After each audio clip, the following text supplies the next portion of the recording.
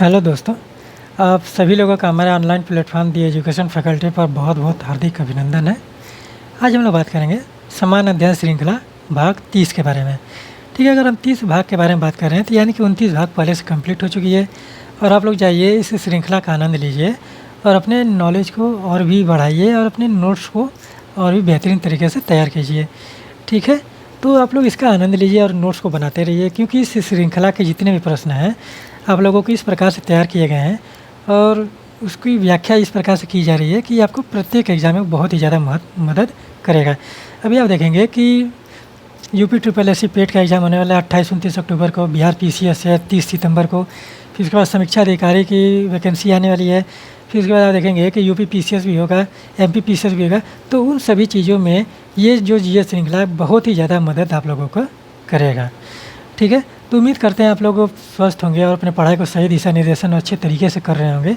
तो चलिए हम लोग बात करते हैं समान अध्ययन श्रृंखला भाग 30 के बारे में। ठीक है, आपका पहला प्रश्न है कि राष्ट्रपति भवन का डिज़ाइन किसके द्वारा किया गया। ठीक है, डिज़ाइन किसके द्वारा तैयार किया गया।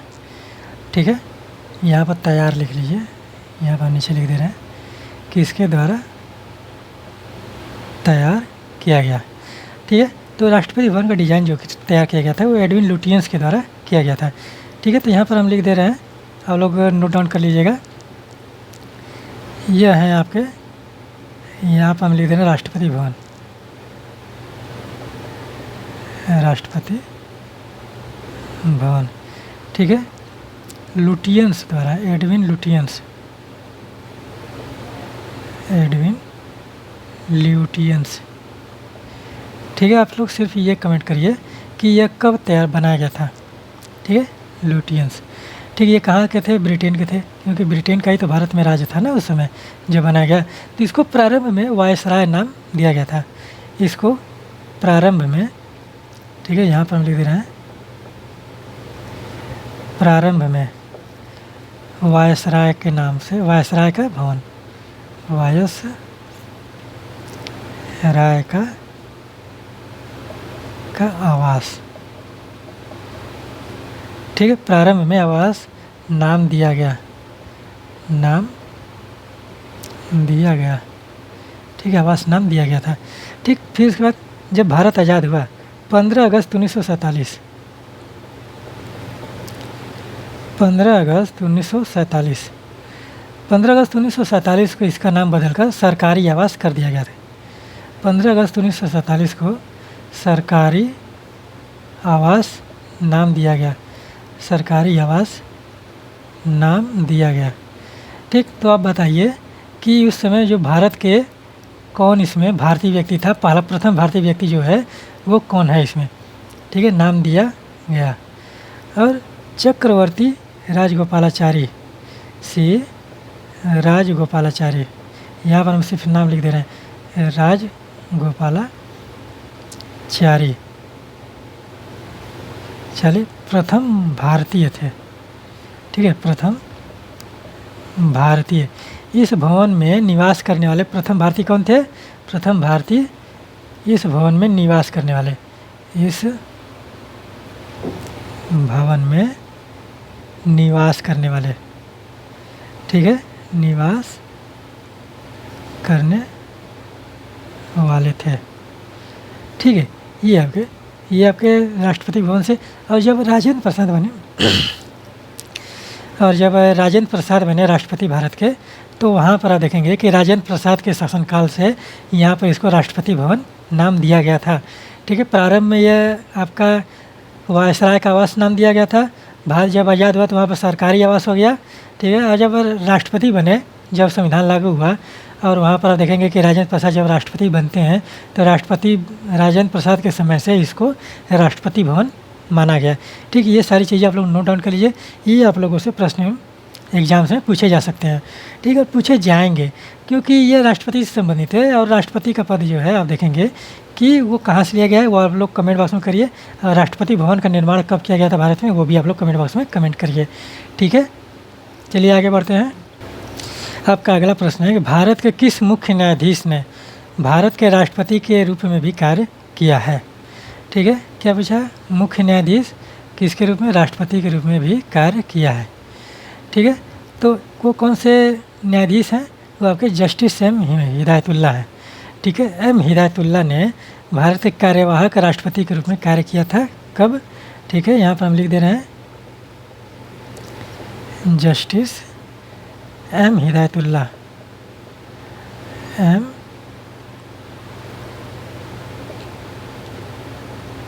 जस्टिस एम हिदायतुल्ला कब किए थे ने 20 जुलाई 1969, 20 जुलाई 1969 से 24 अगस्त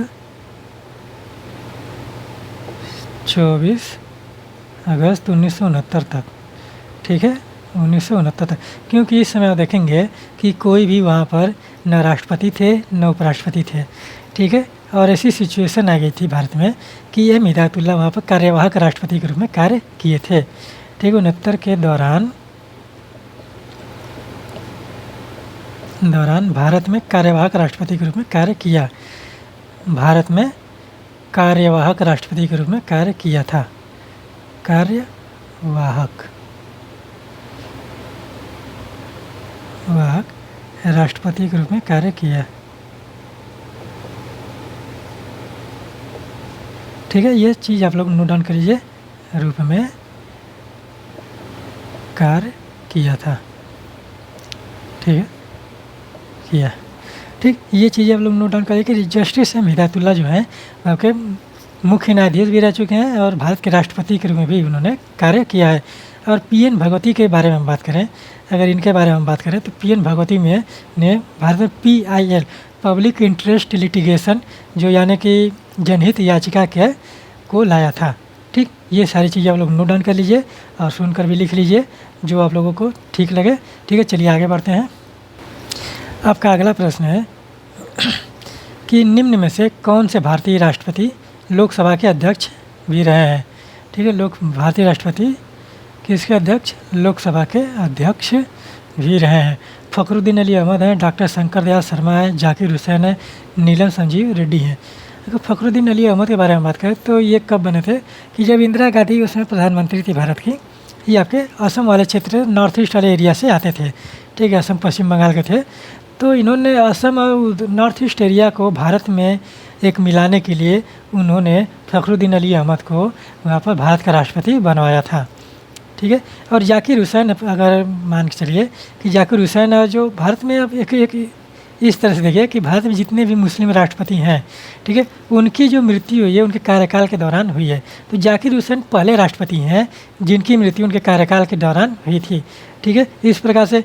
और आप लोग राष्ट्रपतियों से एक सूची बनाइए, प्रारंभ से भारत की आज़ादी से लेकर द्रौपदी मुर्मू तक के जो राष्ट्रपति हुए हैं और उनके कार्यकाल के बारे में जानकारी रखिए और वहाँ पर एक सूची बनाइए और वहाँ पर राष्ट्रपतियों के बारे में थोड़ा सा ध्यान दीजिए, क्योंकि उससे प्रश्न आप लोगों से पूछे जाएंगे, या तो मिलान करने के लिए देगा या तो उनके कार्यकाल के बारे में पूछेगा। ठीक है, तो जो राष्ट्रपति भारत के लोकसभा के अध्यक्ष हैं वो नीलम संजीव रेड्डी रहे हैं। ठीक है, नीलम संजीव रेड्डी एकमात्र ऐसे राष्ट्रपति हैं, ये आपके निर्विरोध राष्ट्रपति बने गए थे। और इनका कार्यकाल आप देखेंगे कि 1974 से लेकर 1979 तक के लगभग में है। ठीक है, 1974 या 1977 से है, इस तरह से आप लोग समय काल इनका देख लीजिएगा कि 1974 या 1977 से है, क्योंकि 1975 से तब का आपातकाल ही लग गया था। तो जब आपातकाल ख़त्म हुआ था तो वहाँ पर ये निर्विरोध, वहाँ पर ये नीलम संजीव रेड्डी जो हैं वहाँ पर राष्ट्रपति निर्वाचित हुए थे निर्विरोध, यानी कि कोई भी इनके विपक्ष में खड़ा नहीं हुआ था। ठीक है, तो उसमें सिचुएशन भी इस प्रकार से थी कि इनको बनना उस तरह से असंभावी हो गया था। ठीक है, तो उन सारी चीज़ें वो पोस्ट इंडिपेंडेंट हिस्ट्री की बातें हैं। ठीक है, आज़ादी के बाद का भारत का बातें हैं, तो उसको भी हम लोग बात करेंगे, क्योंकि अब हम लोग तो पूरा एकदम सिस्टमेटिक ढंग से हिस्ट्री भी प्रारंभ किए हैं। ठीक है, NCERT को लेकर, तो उन सारी चीज़ों के बारे में हम लोग बात करेंगे।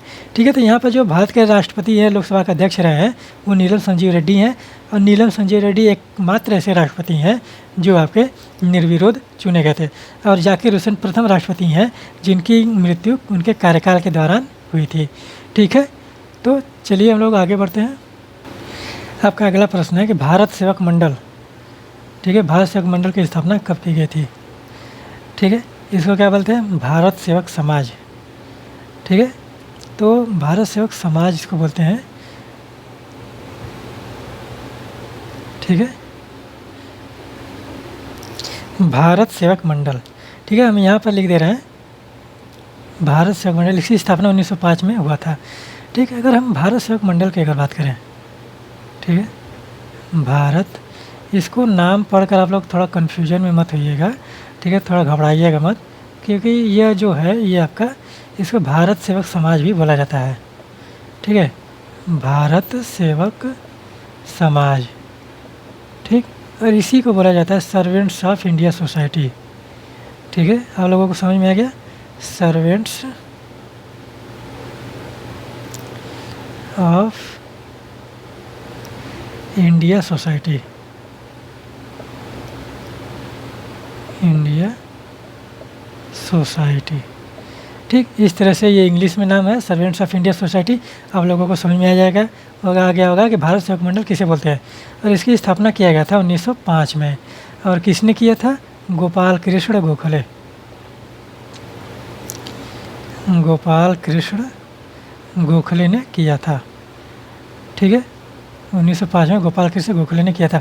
1906 में आप देखेंगे कि क्या हुआ था, और 1905 में ही आप देखेंगे कि यहाँ पर 1905 में ही बंगाल विभाजन हुआ था। हम यहाँ पर लिख दे रहे हैं, कुछ घटनाओं को आप लोग याद रख लीजिएगा। ठीक है, बंगाल विभाजन।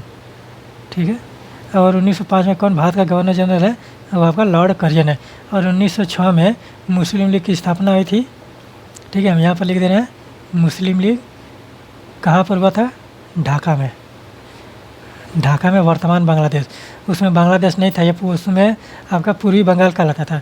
ठीक है, तो वहाँ पर आप देखिए कि मुस्लिम लीग की स्थापना ढाका में हुआ था। और 1907 में कांग्रेस का विभाजन हुआ था सूरत में। ठीक है, 1907 में कांग्रेस विभाजन। ठीक, कांग्रेस विभाजन कहाँ हुआ था? सूरत में। सूरत कहाँ है? गुजरात में। ठीक, 1910 में भारत में 1909 का अधिनियम आ गया था, 1909 में ही। ठीक है, जिसको पार्लियामेंट्री सुधार कहते हैं। ठीक, तो 1910 में विकेंद्रीकरण आयोग की स्थापना किया गया था। विकेंद्रीकरण आयोग। ठीक है, विकेंद्रीकरण आयोग। मैं अगर भारत में पूछे कि विकेंद्रीकरण आयोग की स्थापना कब किया गया, तो 1910 में किया गया था, 1909 के अधिनियम के तहत, यानी कि पार्लियामेंट्री सुधार के अधिनियम के तहत। ठीक है, यानी कि भारत सेवक मंडल जो है आपका, आप देखेंगे कि उसकी स्थापना जो है गोपाल कृष्ण गोखले ने किया है। गोपाल कृष्ण गोखले ने भारत सेवक मंडल की स्थापना किया, कब किया है? 1905 ईस्वी में किया है। ठीक है, जिसे भारत सेवक समाज भी बोला जाता है, और सर्वेंट्स ऑफ इंडिया सोसाइटी भी बोला जाता है। ठीक, इन सारी चीज़ों को आप लोग नोट डाउन कर लीजिए और उसको अपने नोट्स में नोट डाउन करिए, जिससे आप लोगों का नोट्स एकदम बेहतरीन तरीके से तैयार होगा। चलिए आगे बढ़ते हैं। आपका अगला प्रश्न है कि निम्न में से कौन सा सही सुमेलित नहीं है? ठीक है, इसको आप लोग हमेशा ध्यान दीजिएगा। ठीक है, इसमें दिया गया है, एक तरफ आप लोगों का संस्था दिया है, दूसरी तरफ उसका संस्थापक के बारे में दिया गया है।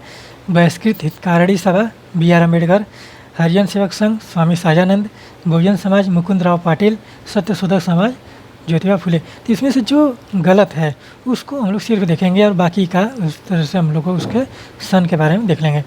ठीक है, तो हरिजन सेवक संघ की स्थापना स्वामी सहजानंद ने नहीं, महात्मा गांधी ने किया था। ठीक है, यहाँ पर हम लिख दे रहे हैं, यहाँ पर और स्वामी सहजानंद के बारे में लिख देंगे क्या, किस तरह से उन्होंने किया था। अगर हरिजन सेवक संघ की बात करें,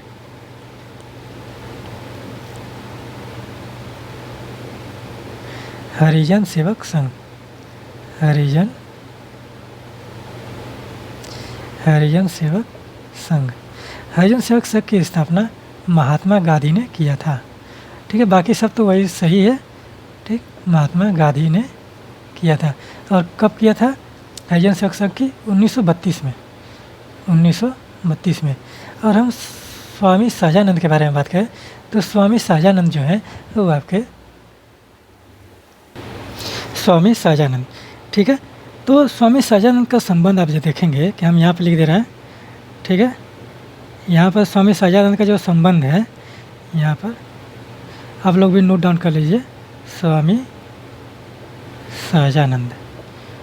ठीक है, जो स्वामी सहजानंद का संबंध है ये देखेंगे कि अखिल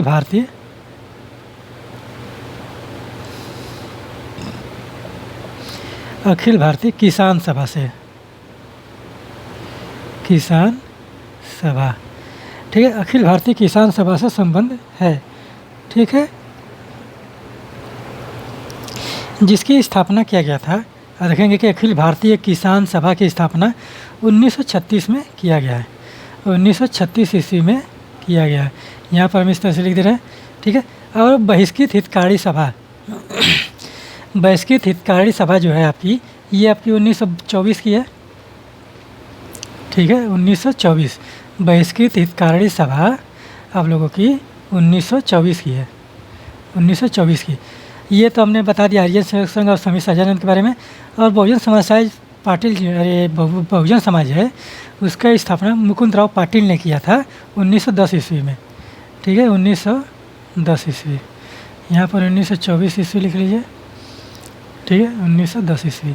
और जो सत्यशोधक समाज की स्थापना हुआ था 1873 ईस्वी में, ठीक है। यहाँ पर आप लोग इस तरह से सन लिख लीजिए, 1873 ईस्वी में सत्यशोधक समाज की स्थापना ज्योतिबा फुले के द्वारा किया गया था, ठीक। और ये चारों के चारों जो समाज हैं, जो सभा है, ये आपके निम्न जातीय आंदोलन से संबंधित है, ठीक है। चारों समाज जो हैं, यानी कि बहिष्कृत हितकारी सभा, हरिजन सेवक संघ, बहुजन समाज, सत्यशोधक समाज, ये चारों जो हैं वो आपके निम्न जातीय आंदोलन से संबंधित हैं, ठीक। यहाँ पर ये सारी चीज़ें आप लोग नोट डाउन करें। चलिए आगे बढ़ते हैं। आपका अगला प्रश्न है कि राष्ट्रीय वन नीति 1952 के तहत वनों को कितने वर्गों में विभाजित किया गया है। क्या बच्चा, राष्ट्रीय वन नीति 1952 के तहत वनों को कितने वर्गों में विभाजित किया गया है, ठीक है। वो विभाजित किया गया है 4 वर्गों में, ठीक है। वनों के राष्ट्रीय वन नीति 1952 के तहत वनों को 4 वर्गों में विभाजित किया गया है। चलिए हम लिख दे रहे हैं, ठीक है। यहाँ पर आप लोग नोट डाउन कर लीजिए कि राष्ट्रीय, मेरा म और य कभी कभी एक ही जैसा बन जाता है पूरा, ठीक है। राष्ट्रीय वन नीति 1952 के तहत वनों को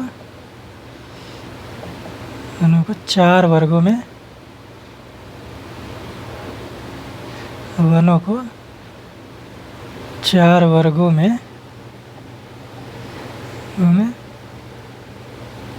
विभाजित किया गया है, ठीक है। 4 वर्गों में विभाजित किया गया है। और वो कौन कौन से हैं? पहला है, आप लोग नोट डाउन करिए, पहला है संरक्षित वन,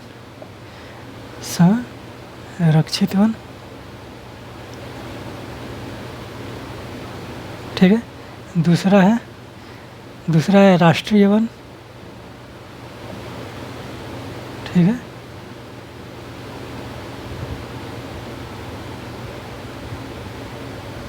राष्ट्रीय वन। तीसरा है आपका ग्राम वन। चौथा है वृक्ष भूमि, ठीक है, वृक्ष भूमि। ये आपके 4 प्रकार के वन राष्ट्रीय वन नीति 1952 में मिलते हैं, ठीक है। ये सारी चीज़ें आप लोग नोट डाउन करिए, इससे आप लोगों के प्रश्न बनते हैं और बनते रहेंगे, ठीक है। जिससे आप लोग नोट डाउन करते रहेंगे अपने नोट्स में, तो आप लोगों का नोट्स जो है वो आपको एकदम बेहतरीन तरीके से तैयार होता जाएगा, ठीक है। तो चलिए आगे बढ़ते हैं। आपका अगला प्रश्न है कि वन क्षेत्र और जनसंख्या के संबंध में इनमें से कौन सा कथन सत्य है, ठीक है। वन क्षेत्र और जनसंख्या, ठीक है। जहाँ पर वन क्षेत्र ज़्यादा है, सघन है, तो वहाँ पर जनसंख्या निवास करेगी नहीं। जनसंख्या को निवास करने के लिए समतल भूमि चाहिए, रहन सहन के लिए कि जो एक निश्चित भूभाग चाहिए। तो आप इस तरह से सोचिए कि जनसंख्या जहाँ पर है वहाँ पर वन क्षेत्र का अभाव देखने को मिलेगा, यानी कि जनसंख्या वृद्धि का, अगर जनसंख्या बढ़ेगी तो वन क्षेत्र में ह्रास होगा, ठीक है। वन क्षेत्र बढ़ेगा तो जनसंख्या वहाँ पर कम होती हुई नज़र आएगी, क्योंकि जहाँ पर वन क्षेत्र है जंगलों में कोई रहना थोड़ा चाहेगा, ठीक है। मान लीजिए कहीं पर जंगल है, वहाँ पर पेड़ पौधे बहुत सारे हैं, सघन है, तो वहाँ पर जीव जंतु जानवर यही सब रहेंगे ना, कीड़े मकोड़े, तो वहाँ पर इंसान तो रहेगा नहीं, ठीक है। तो वन क्षेत्र अगर बढ़ेगा तो मान चलिए कि वहाँ की जो जनसंख्या है वो थोड़ा सा सीमित होती हुई नज़र आएगी। अगर जनसंख्या बढ़ रही है तो वहाँ पर वन क्षेत्र जो है वहाँ पर वन क्षेत्र जो है वो घटता हुआ देखने को मिलेगा। ठीक है, तो इसमें जो ऑप्शन दिए गए हैं, वन क्षेत्र का प्रभाव जनसंख्या वृद्धि पर सकारात्मक पड़ता है, ये ऑप्शन गलत है। ठीक है, सकारात्मक नहीं पड़ता है, नकारात्मक पड़ता है। ठीक है, जनसंख्या वृद्धि का प्रभाव वन क्षेत्र पर नकारात्मक पड़ता है, ये ऑप्शन आप लोगों का सही है। ये ऑप्शन आप लोगों का सही है। वन क्षेत्र और जनसंख्या वृद्धि एक दूसरे के पूरक हैं, ये कभी पॉसिबल नहीं, क्योंकि सकारात्मक नकारात्मक प्रभाव पड़ता है, तो एक दूसरे के पूरक कैसे हो सकते हैं। ठीक है, तो उपरोक्त तो सभी कथन सत्य, ये भी आपका गलत है ऑप्शन, यानी कि जनसंख्या वृद्धि का वन क्षेत्र पर नकारात्मक प्रभाव पड़ता है। ठीक है, तो इस तरह से आप लोगों को एक कॉन्सेप्चुअल प्रश्न भी समझ में आया। तो इस तरह से आप लोग प्रश्न को हल करते चलेंगे तो आप लोगों का जो नोट्स है और जो आप लोगों को नॉलेज है वो बहुत ही ज़्यादा इंक्रीज होगा। ठीक है, यानी कि बहुत ही ज़्यादा बढ़ेगा। ठीक, तो चलिए आगे बढ़ते हैं। आपका अगला प्रश्न है कि सेबी का मुख्यालय भारत में कहाँ पर स्थित है। ठीक है, किसका? सेबी। ठीक है, सेबी का फुल फॉर्म क्या होता है, चलिए हम आपको बता देते हैं। यहाँ पर हम लिख देते हैं सेबी। ठीक है, आप लोग जानते होंगे कि इसका मुख्यालय कहाँ पर है, क्योंकि बहुत ही महत्वपूर्ण संस्था है भारत की। ठीक है, सेबी, यानी कि हम इस तरह से लिख देते हैं, इसका जो फुल फॉर्म होगा सिक्योरिटी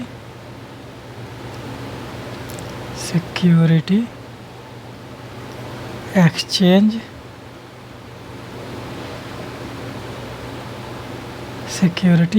बोर्ड ऑफ इंडिया। ठीक है, सिक्योरिटी एक्सचेंज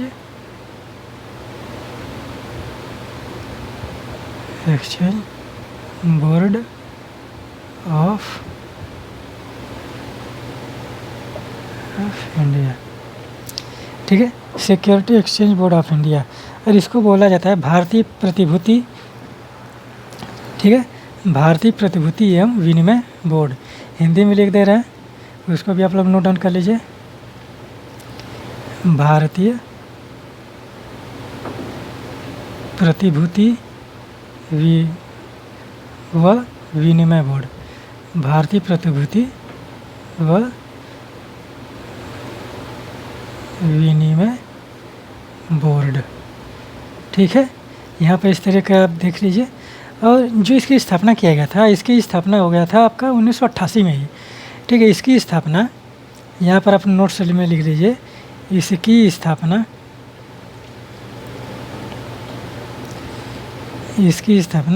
कब हुआ था? 1988 में ही हो गया था। ठीक है, 1988 में ही हो गया था, लेकिन इसको जो विधिक मान्यता मिली, विधिक मान्यता, ठीक है, विधिक मान्यता, जब विधिक मान्यता मिली, कब मिली? इसका एक सेबी अधिनियम आया था, सेबी अधिनियम। ठीक है, सेबी अधिनियम 1992। ठीक है, तो विधिक मान्यता सेबी अधिनियम के तहत दी गई, के तहत मिली। ठीक, इस तरह से आप लोग समझ जाएंगे। ठीक है, तो ये सेबी का मुख्यालय कहाँ है? ये आपका मुंबई में है।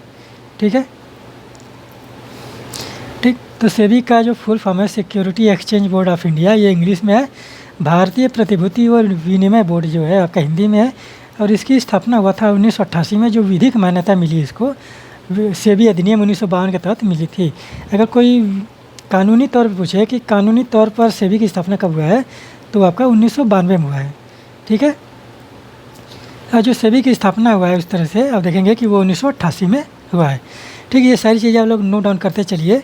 चलिए हम लोग आगे बढ़ते हैं।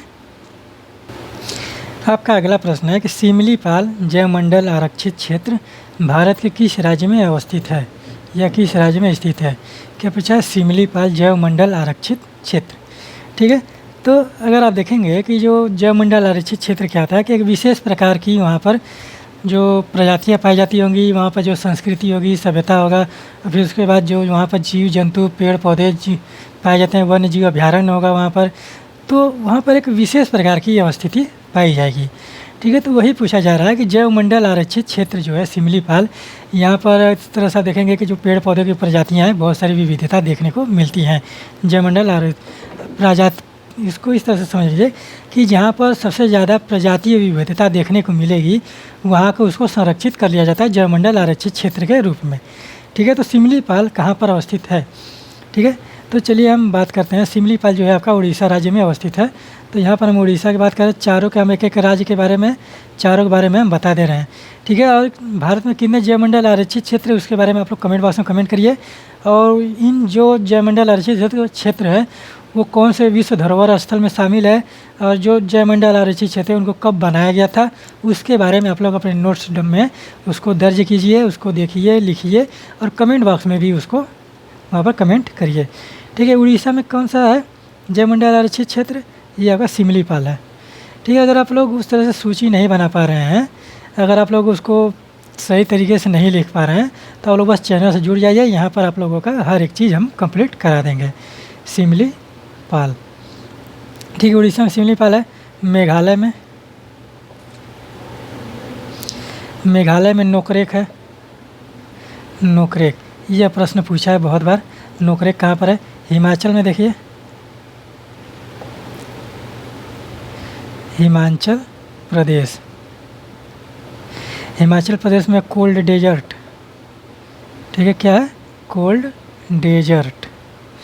ठीक है, डेजर्ट जो ये है जैवमंडल आरक्षित क्षेत्र। और फिर अरुणाचल प्रदेश में देखिए, अरुणाचल प्रदेश।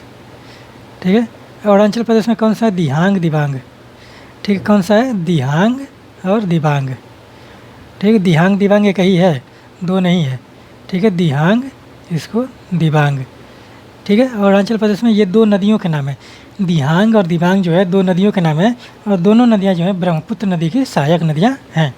ठीक है, इस तरह से आप लोग इसके नोट डाउन कर लीजिए और जैवमंडल आरक्षित क्षेत्रों से आप लोग नोट्स बनाइए। अगर आप लोग नहीं बना पा रहे हैं तो आप लोग यहाँ पर जुड़ जाइए, हम लोगों के द एजुकेशन फैकल्टी चैनल से जुड़ जाइए, तो वहाँ पर आप लोगों के जो सारी चीज़ें हैं वो आपको धीरे धीरे कंप्लीट हो जाएंगी। ठीक है, यानी कि आप अगर कोई एग्ज़ाम्स देने जाएंगे तो वहाँ पर जो बहुत सारे प्रश्न देखने को मिलेंगे वो आपके इस जीएस श्रृंखला से देखने को मिलेंगे, या इस जीएस श्रृंखला से मिलते जुलते आप लोगों के प्रश्न वहाँ पर देखने को मिलेंगे। ठीक है, तो आप लोग नोट्स बनाते रहिए बस, और इस श्रृंखला का आनंद लेते रहिए और चैनल से जुड़ जाइए। जो लोग नए हैं वो लोग चैनल से ज़रूर जुड़ जाए, और जो लोग पुराने वो लोग चैनल को ज़्यादा से ज़्यादा शेयर करें, सब्सक्राइब, कमेंट करें, लाइक करें, जिससे वो लोग मोटिवेट होकर और भी आप लोगों के लिए अच्छी अच्छी चीज़ें लेकर आएंगे। ठीक है, तो चलिए आगे बढ़ते हैं। आप लोगों का अगला प्रश्न है कि निम्न में से कौन सा सही सुमेलित नहीं है? ठीक है, नेगेटिव वर्डों का हमेशा आप लोग ध्यान दिया करिए कि क्या पूछा जा रहा है। ठीक है, तो इंद्रावती राष्ट्रीय उद्यान छत्तीसगढ़, गुगामल राष्ट्रीय उद्यान महाराष्ट्र, बेतला राष्ट्रीय उद्यान असम, अंशी राष्ट्रीय उद्यान कर्नाटक। तो इन चारों राष्ट्रीय उद्यानों में कौन सा किस राज्य में अवस्थित है? ठीक है, आप लोग राष्ट्रीय उद्यानों से सूची बनाइए और उसके जो राष्ट्रीय उद्यान है और राज्य बनाइए, राज्य और उसके स्थापना का जो कब स्थापना हुआ था। ठीक है, तो उस तरह से आप लोग सूची बनाएंगे तो वो चीज़ें आप लोगों के लिए आसान रहेंगी। अगर आप लोग नहीं बना पा रहे हैं तो आप लोग चैनल से जुड़ जाएं।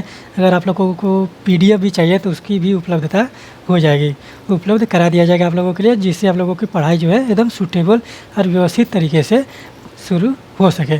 ठीक है, और हमेशा व्यवस्थित तरीके से आप लोग पढ़ाई को करते रहें। ठीक है, तो आप इस तरह से देखिए कि असम में बेतला राष्ट्रीय उद्यान, ये आपका असम में नहीं है, ये बेतला राष्ट्रीय उद्यान आपका झारखंड में है।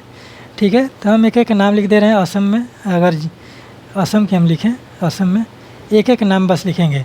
ठीक है, काजीरंगा कह रहे हैं।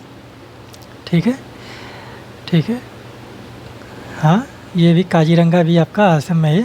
काजी, यहाँ पर एक सींग वाला गैंडा मिलता है।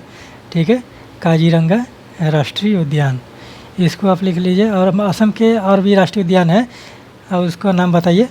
राष्ट्रीय उद्यान मानस। ठीक है, मानस यहीं पर है ना। फिर उसके बाद देखिए बेतला राष्ट्रीय उद्यान जो है ये झारखंड में है आपका, यहाँ पर हम लिख दे रहे हैं झारखंड। ठीक है, झारखंड में है बेतला राष्ट्रीय उद्यान। ठीक, बेतला राष्ट्रीय उद्यान। ठीक है, और इनकी स्थापना वर्ष जो है आप लोग कमेंट बॉक्स में कमेंट करिए और अपन अपने नोट्स में उसको दर्ज करिए। ठीक, तो ये आप लोगों का इस श्रृंखला का आखिरी प्रश्न था। अब जब से एनसीईआरटी का जो पैटर्न स्टार्ट हुआ है, तो जीएस श्रृंखला के प्रश्न थोड़े कम कर दिए गए हैं।